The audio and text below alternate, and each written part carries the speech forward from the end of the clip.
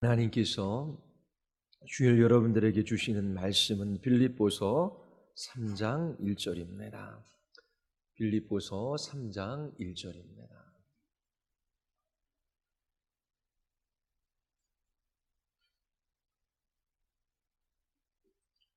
하나님의 말씀을 마음 깊이 받으시기를 바랍니다. 그토록 나의 형제들아 주 안에서 기뻐하라. 너희에게 같은 말을 쓰는 것이 내게는 수고로움이었고 너희에게는 안전하니라. 아멘.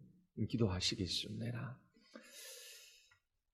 자비와 공율이 풍성하신 하나님, 오늘도 하나님을 예배하는 이 자리로 우리를 불러주셔서 진리의 말씀으로 우리 영혼을 소성케 하시고 지혜롭게 하시며 하나님 나라의 기쁨과 평강을 우리에게 허락하여 주심을 감사드리옵나이다.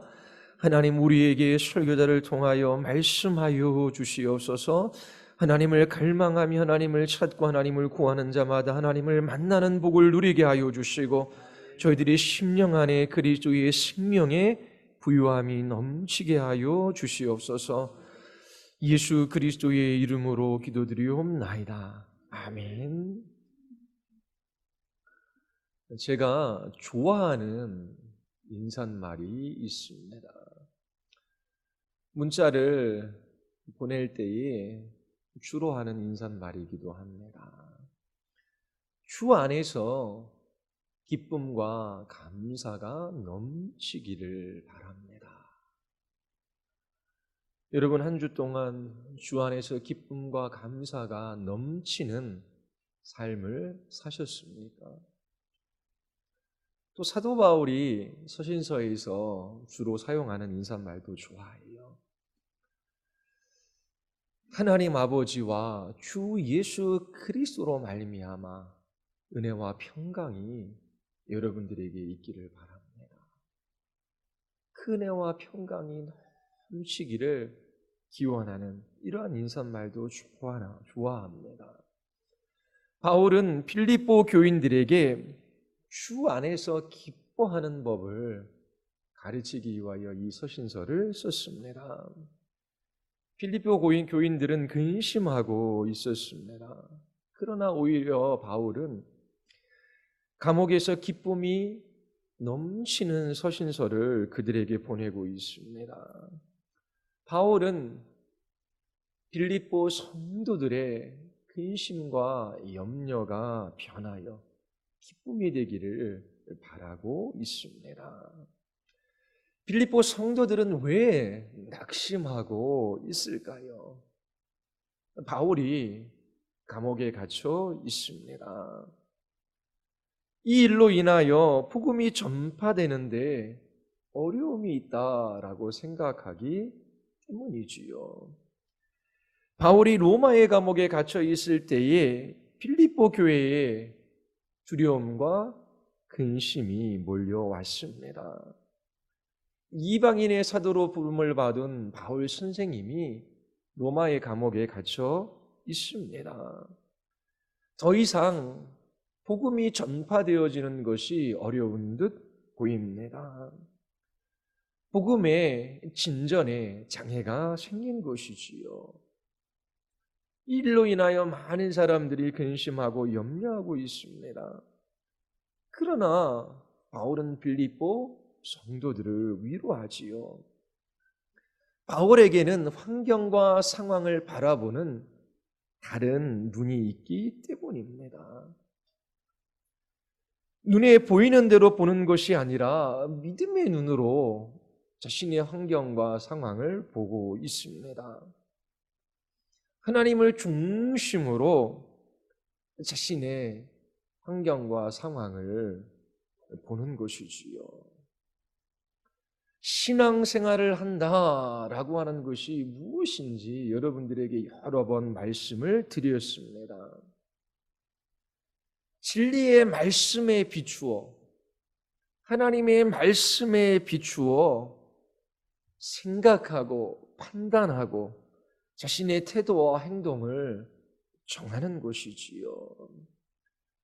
생각나는 대로 느끼는 대로 행동하는 것이 신앙이 아닙니다. 무엇을 하든지 어디에 있든지 하나님과 그분의 말씀을 근거로 생각하고 그 모든 일을 판단하고 행동하는 것이 신앙인의 모습입니다.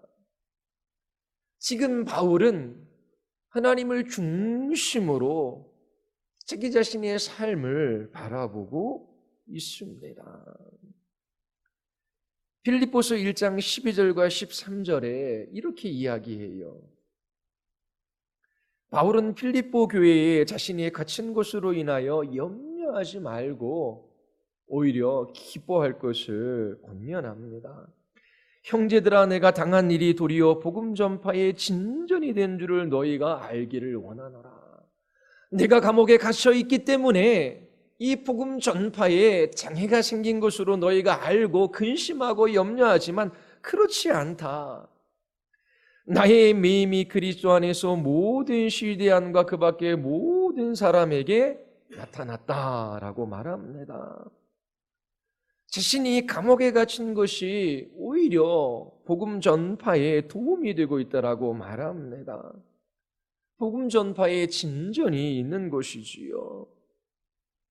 바울은 모든 것을 통치하고 다스리시는 그 하나님의 섭리 가운데 하나님께서 어떻게 일하고 계신지를 지금 보고 있습니다.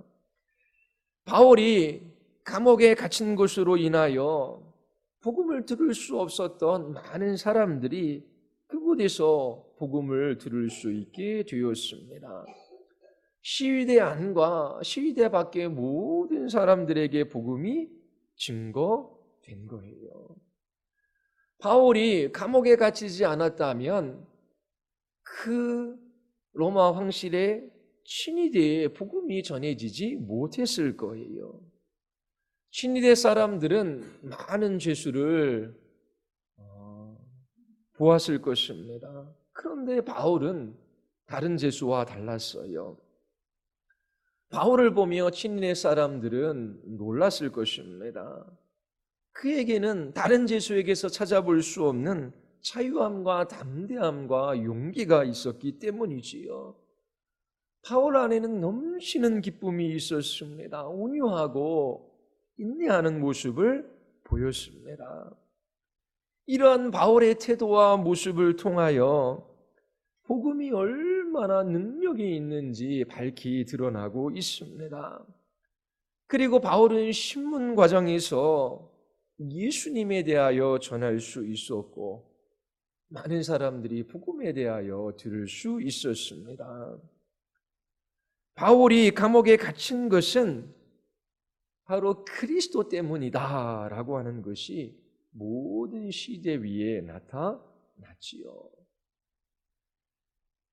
그리고 1장 14절에 보면 형제 중 다수가 나의 매임으로 말미암아 주 안에서 신뢰함으로 겁없이 하나님의 말씀을 더욱 담대히 전하게 되었느니라. 바울이 감옥에 갇힌 것으로 인하여 담대히 복음을 전하는 사람들이 나타난 것입니다. 복음 전파가 가로막힌 것처럼 보이는 상황이지만 오히려 복음 전파의 진전이 있습니다. 사람의 생각과 하나님의 생각이 얼마나 다릅니까? 빌립보에 있는 성도들은 바울이 감옥에 갇힌 것으로 인하여 복음의 진전이 없는 것으로 인하여 근심하고 미리 염려하고 있습니다. 그러나 하나님의 생각은 사람의 생각과 다르지요. 사람의 지혜와 하나님의 지혜는 너무나 다릅니다. 빌립보 성도들은 근심했지만 바울은 기뻐하고 있어요. 하나님께서 일하고 계신 것을 볼 수 있었기 때문입니다. 또 빌립보 성도들은 바울을 시기하고 질투하는 사람들로 인하여 염려했을 거예요. 바울의 감옥 생활의 괴로움을 더하려고 순수하지 못한 동기로 복음을 전하는 사람들이 있었습니다. 1장 15절에 보면 어떤 이들이 투기와 분쟁으로 복음을 전했지요. 17절에 보면 그들은 나의 매임에 괴로움을 더하게 한 줄로 생각하여 순수하지 못하게 다툼으로 그리스도를 전파했다라고 말하고 있습니다. 바울 선생님이 하나님이 택한 사도라면 어떻게 저렇게 감옥에 갇혀서 꼼짝 못할 수 있습니까? 하나님께서 바울 선생님을 버린 것이 분명합니다. 하나님께서 그와 함께 하지 않습니다. 그러나 보십시오. 우리와 하나님이 함께 하십니다. 우리는 이렇게 자유롭게 복음을 전합니다. 그러면서 시기와 질투로 복음을 전하는 사람들이 있었습니다. 그러나 바울은 오히려 기뻐하고 있지요. 왜냐하면 어찌하든지 그리스도가 증거되어지기 때문입니다. 18절에 보면 그러면 무엇이냐? 걸치레로 하나 참으로 하나 무슨 방도로 하든지 전파되는 것은 그리스도니 이로써 나는 기뻐하고 또한 기뻐하리라. 이처럼 바울은 감옥에 갇혔고 복음 전파에 진전이 없는 듯 생각할 수밖에 없는 상황이지만 바울은 그곳에서 하나님의 일하심을 보며 기뻐하고 있어요. 또 바울의 감옥에 갇힌 것은 복음에 대한 심각한 회의가 일어날 수 있는 상황입니다. 그래서 빌립보에 있는 성도들은 염려했을 거예요. 저렇게 대사도 하나님께서 함께 하시는 사람, 놀라운 기적과 이적을 행하는 바울 선생님도 저렇게 어려운 일들을 당한다면 우리는 어떻게 할까? 그러면서 근심하고 염려하는 사람들이 있었을 거예요. 그러나 바울은 감옥에 갇힌 것을 결코 부끄러워하지 않았습니다. 1장 20절에 보면 나의 간절한 기대와 소망을 따라 아무 일에든지 부끄러워하지 아니하고 지금도 전과 같이 온전히 담대하여 살든지 죽든지 내 몸에서 그리스도가 존귀하게 되게 하려 하나니 이는 내게 사는 것이 그리스도니 죽는 것도 유익함이라. 나는 아무 일에든지 부끄러워하지 아니한다라고 말해요. 실제적으로 부끄러워할 수밖에 없는 상황이지요. 감옥에 갇힌 것이 자랑할 만한 상황은 아닙니다. 그러나 바울은 담대합니다. 사나 죽으나 자신의 몸에서 그리스도가 존귀하게 되기를 바라고 있지요. 바울에게 있어 죽고 사는 문제는 그렇게 중요하지 않습니다. 사는 것이 그리스도이기 때문에 그래요. 내 삶의 목적, 이유, 동기가 예수 그리스도 그분이기 때문이지요. 예수 그리스도가 내 인생에 있어서 가장 귀중한 보화인데 이미 그분을 소유했어요. 그분과 함께하고 있습니다. 그래서 그는 삶 속에서 기뻐할 수 있는 거예요. 또 죽음조차도 그에게는 기쁨이 됩니다. 죽는 것도 그에게 유익이 되기 때문이지요.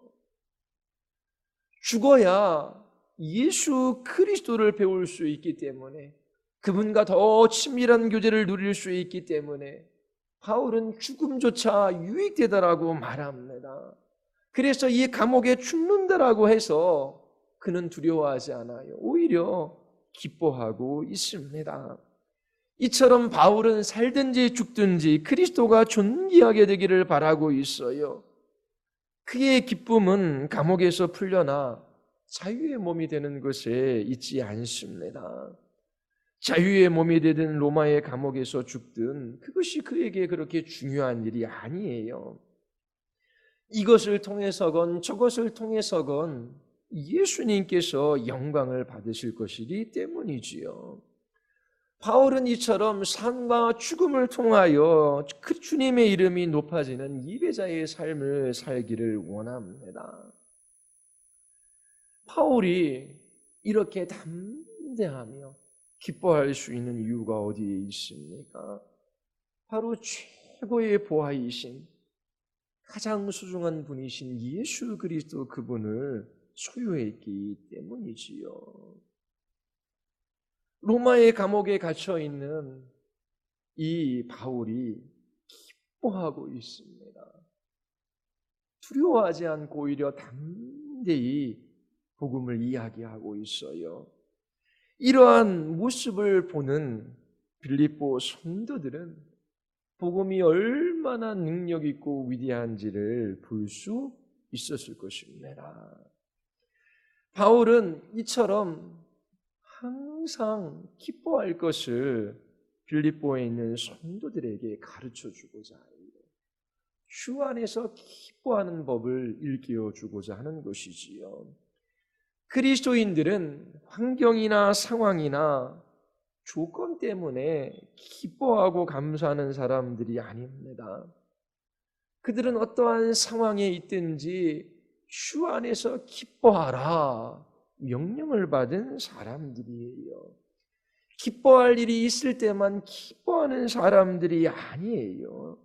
그리스도인들은 주 안에서 항상 기뻐하는 사람들입니다. 그렇다면 주 안에서 기뻐한다라고 하는 말의 의미가 무엇이겠습니까? 그리고 우리는 왜 주 안에서 기뻐해야 할까요? 그리고 마지막으로 어떻게 주 안에서 기뻐할 수 있을까요? 이 세 가지 질문을 중심으로 여러분들에게 설교하고자 합니다. 첫 번째입니다. 주 안에서 기뻐한다라고 하는 말의 의미가 무엇입니까? 바울은 빌립보에 있는 성도들에게 주 안에서 기뻐하라 권면합니다. 아니 명령하고 있는 것이지요. 우리는 이 바울의 명령을 통하여 생각해 볼 것이 있어요. 기쁨은 주어지는 것이 아니라 취하는 것입니다. 왜냐하면 바울이 기뻐하라 명령하고 있기 때문이에요.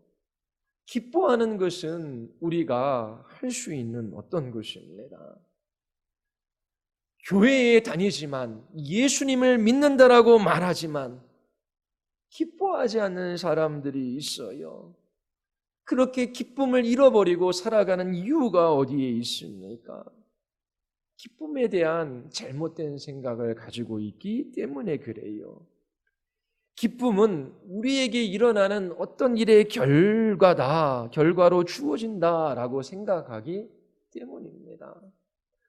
나에게 원하는 것이 있어요. 바라는 것이 있어요. 갖고 싶은 것이 있어요. 그렇게 원하는 일들이 이루어지고 바라는 것들이 되어질 때에 우리는 기뻐할 수 있다라고 생각합니다. 그것은 주 안에서 기뻐하는 것이 아니에요. 기쁨은 우리에게 일어나는 어떤 일의 결과로 주어지는 것이라고 바울은 말하고 있지 않아요. 기쁨은 주어지는 것이 아니라 우리가 적극적으로 취해야 할 것으로 바울은 우리에게 말하고 있어요.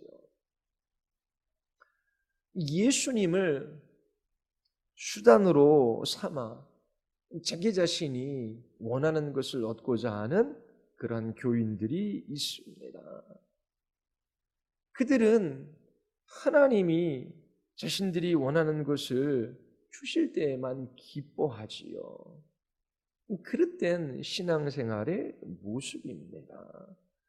그들은 주 안에서 항상 기뻐하는 것이 무엇인지를 모르는 사람들이에요. 바울은 기뻐하라 명령하고 있습니다. 이것은 주어지는 것이 아니라 취해야 할 어떤 것이에요. 그러나 이 명령을 잘못 이해하는 사람들도 있어요. 좋습니다. 바울이 기뻐하라 명령이지요. 그 기쁨을 취하는 것이라고 말씀하셨지요. 자, 우리는 기쁨을 취하기 위하여, 기쁨을 얻기 위하여 감정적으로 그렇게 우리 자신을 자극해서 어떠한 기쁨을 우리 안에 만들어 내는 것, 괜찮은 것 아닙니까? 그렇게 말하는 사람들이 있어요. 예를 들어서 사람들의 감정을 자극하고 그 감정을 업시키기 위하여 빠른 템포, 경쾌한 곡들의 찬양을 부르며 그렇게 사람들을 기쁘게 하고자 하는 그러한 시도를 하는 사람들이 있어요. 그런 것들은 위험한 일입니다. 그리고 기계적으로 기쁨의 상태를 유지하고자 하는 사람들이 있지요. 한때 웃음 치료가 유행한 때가 있었습니다. 그냥 손뼉을 치며 웃으라고 하는 거예요. 그러면 몸에 좋은 호르몬이 나와서 건강에 좋다라고 합니다. 그리고 총신대 신학대학원에서도 어느 설교자가 설교하기 전 학생들에게 막 웃으래요. 거의 미친 거 아닙니까? 웃으면서 막 박수치래요. 바울이 그걸 말하는 것입니까? 주 안에서 기뻐하십시오. 자, 이 기쁨은 그냥 어떤 일의 결과로 주어지는 것이 아니라 여러분들이 취해야 할 것입니다. 자, 기쁨을 취하는 방법은 여러분들이 막 웃는 것입니다. 지금 그런 거 말하는 거 아니지요. 여러분들의 감정을 자극하기 위하여 그렇게 온갖 악기를 동원하고 빠른 노래를 부르고 경쾌한 노래를 부르십시오. 바울은 지금 그렇게 말하고 있는 것이 아닙니다. 우리의 기쁨은 언제나 그리스도 안에서 오는 것이지요. 그리스도 안에서 자신이 하나님과 어떤 관계에 있는지를 깨달은 결과로 주어집니다. 우리가 누리는 기쁨은 예수 그리스도 안에서 누리는 하나님과의 관계에서 와요. 예수 그리스도 안에서 자신이 누구인지 분명히 알 때에 우리는 기뻐할 수 있습니다. 사도 바울은 로마서 8장 31절부터 39절에서 그리스도 안에 있는 신자들의 놀라운 신분과 특권에 관해서 질문의 형식을 빌어 이야기하고 있어요. 로마서 8장 31절에 보면 하나님이 우리를 위하시면 누가 우리를 대적하리요? 그리고 32절에 어찌 그 아들과 함께 모든 것을 주시지 아니하겠느냐? 33절에 하나님이 택하신 자를 누가 고소하리요? 34절에서 누가 정죄할 수 있으리요? 그리고 35절에서 이렇게 물어요. 누가 우리를 그리스도의 사랑에서 끊으리요? 답은 너무나 분명하지요. 바울은 우리로 하여금 이 진리를 즐거워하기 위하여 이것을 진술하고 있어요. 31절에서 하나님이 우리를 위하시면 누가 우리를 대적하리요? 질문의 형식으로 그렇게 신자들의 신분과 특권에 관해서 이야기해요. 무엇이라 답할 수 있습니까? 그 누구도 우리를 향한 대적이 성공할 수 없습니다. 32절, 우리가 모든 것을 잃어버릴 때조차도 하나님께서 우리의 모든 필요를 채워주실 것입니다. 왜냐하면 하나님께서 그 아들과 함께 모든 좋은 것을 우리에게 주시기 때문입니다. 누가 하나님이 택하신 자를 고소하리요? 맞습니다. 하늘법정에서 우리를 고소할 자는 아무도 없습니다. 34절, 누가 정죄하리요? 맞습니다. 예수 그리스도께서 우리를 대신해서 십자가 위에서 정죄를 받으셨습니다. 누가 우리를 정죄할 수 있겠습니까? 아무도 없습니다. 누가 우리를 그리스도의 사랑에서 끊으리요? 맞습니다. 그 누구도 그 무엇도 우리를 그리스도의 사랑에서 끊어낼 수 없습니다. 이것이 신자된 특권입니다. 누가 우리를 그리스도의 사랑에서 끊을 수 있겠습니까? 환난입니까? 곤고입니까? 박해입니까? 굶주림입니까? 헐벗음입니까? 위협입니까? 또는 칼입니까? 그리스도인들에게 환난이 있어요. 곤고함이 찾아와요. 굶주림과 헐벗음, 위협과 칼이 위험이 있지요. 그러나 그리스도인들에게는 확신이 있습니다. 이 모든 것이 우리를 그리스도의 사랑에서 끊을 수 없다라고 하는 거예요. 예수 그리스도는 그 크신 능력으로 그분의 양떼를 지키시고 보호하시고 이끌어 가셔요. 주님께서 우리를 사랑하신다라고 하는 그 말이 모든 고난과 환난에서 우리를 구원해 주시고 어떠한 어려움도 없게 해주실 것이라고 하는 말이 아니에요. 그 무엇도 우리를 그리스도의 사랑에서 끊을 수 없다라고 하는 것은 비록 고난과 환난 가운데 있다라고 할지라도 그 십자가의 은혜와 사랑으로 인하여 우리는 주님 앞에서 확신을 가지고 담대함 가운데 기뻐할 수 있다라고 하는 말의 의미입니다.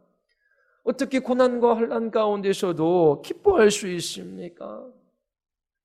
창조하신 모든 세계를 주권적으로 통치하시는 그 하나님의 선하심을 믿기 때문입니다. 우리는 일어나는 그 한 가지 일을 볼 때에 다양한 하나님의 역사들을 다 볼 수 없어요. 우리는 지금밖에 보지 못하지만 모든 것을 보고 계시고 알고 계신 하나님께서 그분의 선하신 뜻을 따라 모든 것을 이끌어 가실 것이 너무나 분명합니다. 모든 사람들이 평안하고 안정적인 삶을 살아가기를 원해요. 그러한 삶을 살기 위하여 믿을 만한 것, 의지할 만한 것을 찾지요. 어떤 사람들은 나라를, 정부를 의지해요. 어떤 사람들은 종교를 의지해요. 어떤 사람들은 자신들이 가지고 있는 물질이나 건강이나 지식이나 학벌을 의지하지요.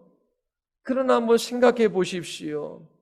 그들이 믿고 의지하는 그것이 정말 그들에게 참된 안정과 평안을 가져다 줄 수 있을까요? 이 땅에 있는 것들은 다 변하고 사라지고 없어지는 거예요.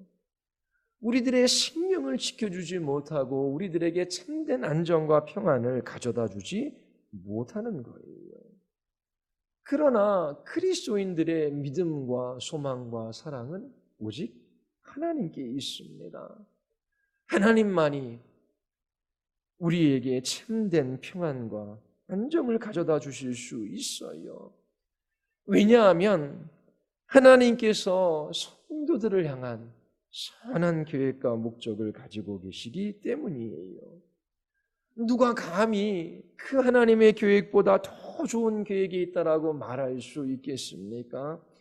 우리가 가진 지혜와 지식이 하나님의 것보다 더 낫다라고 누가 감히 말할 수 있겠습니까? 하나님께서 예수 그리스도를 믿는 우리, 하나님의 자녀된 우리들을 모르실까요? 알고 계셔요. 그 아들을 십자가에 내어주신 하나님께서 그 크신 사랑으로 우리의 인생을 이끌어 가셔요. 탁월한 지혜와 능력으로 하나님의 영광과 우리의 선을 위하여 모든 것을 계획하시고 이끌어 가셔요. 우리는 하나님의 계획에 관여할 수 없어요. 그리고 지금 하나님께서 일을 하시는 것보다 하지 않으시는 것이 더 낫다라고 말할 수 없습니다. 이처럼 믿음은 환경을 개의치 않아요. 우리는 우리를 사랑하셔서 우리에게 가장 좋은 것을 가져다 주시는 주님의 선하심과 그분의 약속의 말씀을 붙들어요. 예수 그리스도 안에서 하나님께서 우리에게 주신 모든 것입니다. 그래서 주 안에서 우리는 언제나 기뻐할 수 있어요. 환경이나 상황에 상관없이 여러분들은 기뻐하고 계십니까? 그리스도인이 되었다라고 하는 것은 기뻐하는 사람이 되었다라고 하는 거예요. 주님께서는 우리에게 항상 기뻐하라 명하셔요.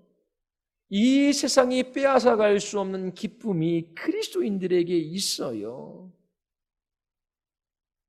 주 안에서 기뻐하는 여러분들이 되시기를 바랍니다. 왜 우리는 주 안에서 기뻐해야 합니까? 주님의 명령이기 때문입니다. 주어진 어떤 일의 결과로서 기뻐하는 것이 아니라 적극적으로 기쁨을 취할 수 있어야 돼요. 왜 우리는 기뻐해야 합니까? 우리는 하나님 때문에 기뻐해야 해요. 하나님께서 우리를 어둠에서 빛으로, 죽음에서 생명으로 옮기셨어요. 우리가 하나님의 구원을 기뻐할 때에 하나님께서 찬양과 영광을 받으시기 때문이지요. 세상 사람들은 환난과 고난 가운데 기뻐할 수 없어요. 왜냐하면 그들은 하나님을 믿지 않기 때문이지요. 고난과 환난은 극복하고 넘어서야 할 대상이지 기쁨의 대상이 아니에요. 그러나 그리스도인들은 환난 중에도 기뻐합니다. 환난이 지나가야 기뻐할 수 있는 것이 아니에요. 환난 자체를 기뻐할 수 있습니다. 환난이 기쁜 것은 아니에요.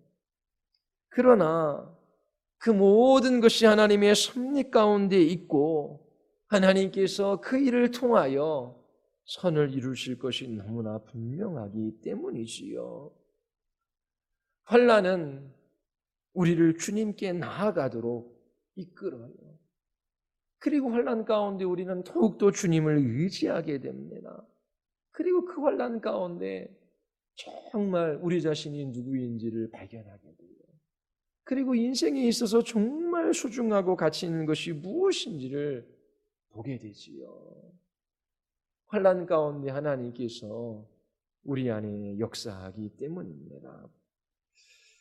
이처럼 우리는 우리를 구원하시는 하나님으로 인하여 기뻐함으로 하나님께 영광을 돌릴 수 있어요. 그래서 우리는 기뻐해야 하는 것입니다. 또 우리는 다른 사람들을 위해서 기뻐해야 해요. 베드로전서 3장 15절에 보면 너희 속에 있는 소망에 관한 이유를 묻는 자에게 대답할 것을 항상 준비하라 라고 그렇게 바울이 권면합니다. 자, 주위에 있는 사람들을 한번 보십시오. 그들에게 참된 기쁨이 있습니까?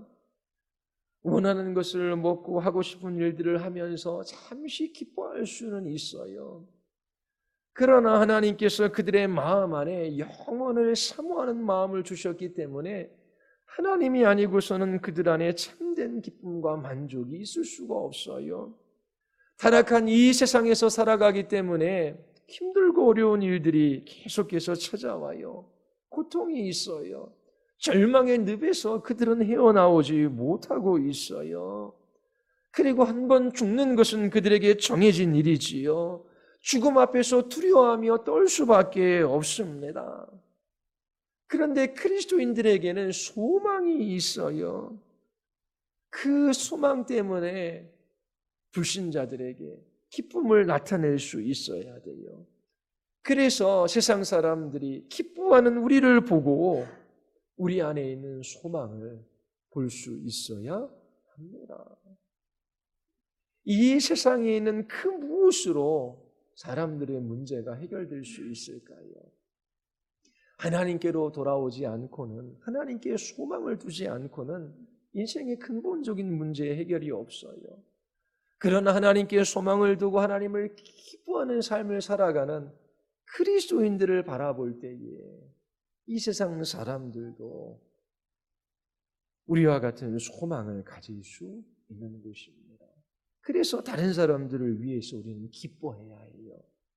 세 번째로 우리는 왜 기뻐해야 합니까? 우리 자신을 위해서이지요.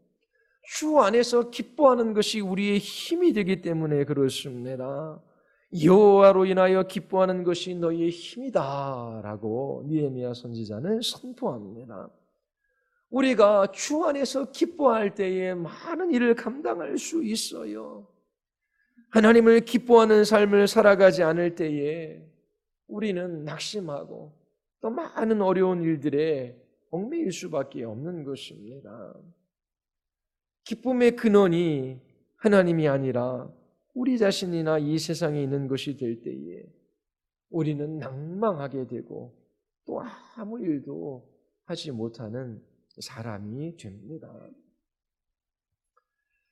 자녀들이 잘 되는 것이 부모들에게 기쁨과 감사의 제목이 되지요. 그러나 자녀들을 기쁨의 대상으로 삼으려고 하는 부모들은 상처를 입을 수밖에 없어요. 또한 학벌이나 직업이나 물질이나 사람들의 칭찬과 인정이 우리들의 기쁨의 근원이 될 수 없어요. 그러나 우리가 하나님을 기뻐할 때에 우리는 세상이 우리에게 상처를 주고 또 우리를 힘들게 할지라도 우리는 그 모든 것을 이겨낼 수 있습니다. 바울은 자기 자신의 명예나 자기 자신의 업적이나 수많은 열매들을 기뻐했던 사람이 아니에요. 자기 자신이나 자기가 한 설교를 그렇게 자랑했던 사람이 아니지요. 바울이 감옥에 갇히자 시기하고 질투하는 사람들이 있어요. 바울을 공격하는 사람들이 있습니다. 그러나 바울은 그 일로 인하여 마음의 상처를 받았다라고 말하지 않아요. 왜냐하면 바울의 기쁨의 근원이 자기의 명성이나 업적이나 열매에 있는 것이 아니기 때문에 그래요. 자기 때문에 자기가 기뻐하는 것이 아니에요. 그는 주님께 기쁨을 두고 있습니다. 그래서 그 기쁨은 그 누구도 빼앗아갈 수 없는 거예요. 이처럼 기뻐하는 것이 바울에게 힘이 되고 그 어떠한 상처, 그 어떤 공격도 이겨낼 수 있는 담대함을 가져다 줍니다. 하나님을 기뻐하는 것이 이와 같이 우리에게 힘이 돼요. 하나님을 기뻐하는 사람은 바울이 2장에서 말하는 것처럼 다툼이나 허용으로 하지 않고 오직 겸손한 마음으로 각각 자기보다 남을 낮게 여기고 자기의 일을 돌아볼 뿐만 아니라 다른 사람들의 일도 돌아보게 되는 거예요. 이처럼 우리가 하나님을 기뻐할 때에 여러 가지 일들을 할 수 있어요. 그 어떠한 상처와 그 어떠한 공격에도 우리는 견고히 서서 믿음의 싸움들을 싸워 나갈 수 있는 것이지요. 사도 바울은 죽음 앞에서도 두려워하지 않았어요. 왜요? 그의 기쁨은 주 안에 있기 때문에 그래요.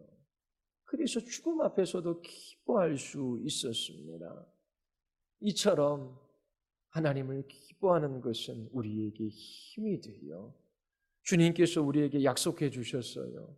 돈을 사랑하지 말고 있는 바를 족한 줄로 알라. 그가 친히 말씀하시기를 내가 결코 너희를 버리지 아니하고 너희를 떠나지 아니하리라.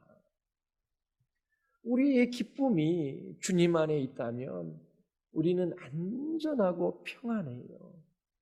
그리고 힘을 얻을 수 있습니다. 세상의 공격에도 그 누구의 공격에도 우리는 상처 입어 낙심하지 않아요. 주님의 사랑에서 우리를 끊어낼 것이 아무것도 없습니다. 바울은 감옥에 갇혀 있지요. 그러나 주 안에서 누리는 기쁨을 그 누구도 빼앗아갈 수 없었습니다. 채찍질 당하고 모욕당하고 자기 자신을 비난하는 사람들이 있을지라도 그 마음 안에 있는 기쁨을 그 누구도 빼앗아갈 수 없었어요. 그가 주님 안에서 기뻐하기 때문입니다. 하나님을 기뻐하고 있기 때문에 그래요. 자, 마지막으로 그러면 우리는 어떻게 주 안에서 기뻐할 수 있을까요? 먼저 여러분들의 기쁨의 근원을 여러분 자신이나 세상에 있는 것에 두지 마십시오. 이 땅에 여러분들의 기쁨의 근원을 두면 여러분들은 반드시 낙심하고 말 거예요. 하나님께서 우리에게 좋은 많은 것들을 주셨어요. 교회도 주시고 가정도 주셨어요. 부모도 자녀도 주셨지요. 직장도 주셨어요. 먹을 것과 입을 것을 주셨어요. 다 기쁨의 제목이 되지요. 그러나 우리의 궁극적인 기쁨의 근원이 될 수는 없습니다. 하나님이 주신 선물에 우리의 기쁨의 근거를 두어서는 안 돼요. 우리의 기쁨의 근원이 어디에 있는지를 잘 살펴보아야 합니다. 여러분들의 기쁨의 근원을 이 세상에 있는 것에 두면 주 안에서 결코 기뻐할 수 없게 돼요. 자, 그러면 여러분들이 주 안에서 기뻐하기 위하여 어떻게 해야 하겠습니까? 그리스도를 바라보아야 합니다. 예수 그리스도를 생각하고 묵상해야 돼요. 예수 그리스도, 그분과 그분이 행하신 일들을 우리가 바라볼 때에 기뻐할 수 있어요. 하나님께서 그리스도 안에서 놀라운 일을 행하셨습니다. 그리스도 안에서 모든 좋은 것들을 우리에게 약속해 주셨어요. 예수 그리스도께서 십자가에서 피 흘리신 것이 그 모든 약속들의 보증이 되지요. 예수님께서 겟세마네 동산에서 그렇게 고뇌에 찬 기도를 올리셨어요. 왜 그렇게 고통스러워 하셨습니까? 예수님께서 십자가를 메고 골고다 언덕에 오르셨어요. 그분이 무엇 때문에 그런 고통을 감내하셨습니까? 예수님께서 십자가에서 피를 흘리시고 죽으셨어요. 그 이유가 무엇입니까? 바로 우리 때문이에요. 예수님께서 우리를 위하여 십자가에서 죽으시고 부활하셨어요. 교회를 위하여 하나님의 보좌 우편에서 온 만물을 통치하고 다스리고 계십니다. 그리고 우리를 새하늘과 새 땅으로 인도하시기 위하여 다시 오실 거예요. 이처럼 여러분들이 주님께서 행하신 그 놀라운 일들을 바라볼 때에 기뻐할 수 있습니다. 여러분 안에서 기쁨을 찾지 마십시오.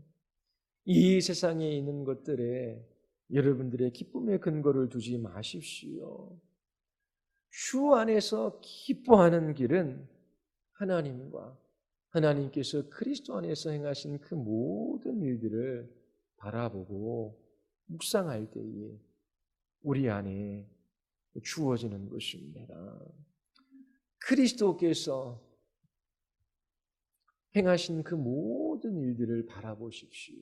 그리고 하나님께서 그리스도 안에서 지금도 행하고 계시고 앞으로 행하실 일들을 여러분들이 바라보십시오. 그러면 여러분들이 기뻐하지 않을 수 없어요. 환난 가운데서도 기뻐할 수 있습니다. 하나님께서 여러분들을 일으켜 세워주실 거예요. 그리고 죽음이 우리의 눈앞에 다가온다라고 할지라도 그 죽음조차도 유익하게 여기며 여러분들이 기뻐할 수 있습니다. 이처럼 여러분들이 주 안에서 항상 기뻐하는 사람들이 되기를 바라요. 이 세상이 겪고 빼앗아갈 수 없는 기쁨입니다. 이 기쁨을 통하여 하나님께 영광을 돌리고 절망할 수밖에 없는 영혼들이 여러분들 안에 있는 소망을 발견하고 또 여러분들이 하나님을 기뻐함으로 이 세상을 이기는 복된 그리스도인의 삶을 살아갈 수 있게 되기를 바랍니다. 우리 같이 기도하시겠습니다. 우리 이 시간 기도할 때에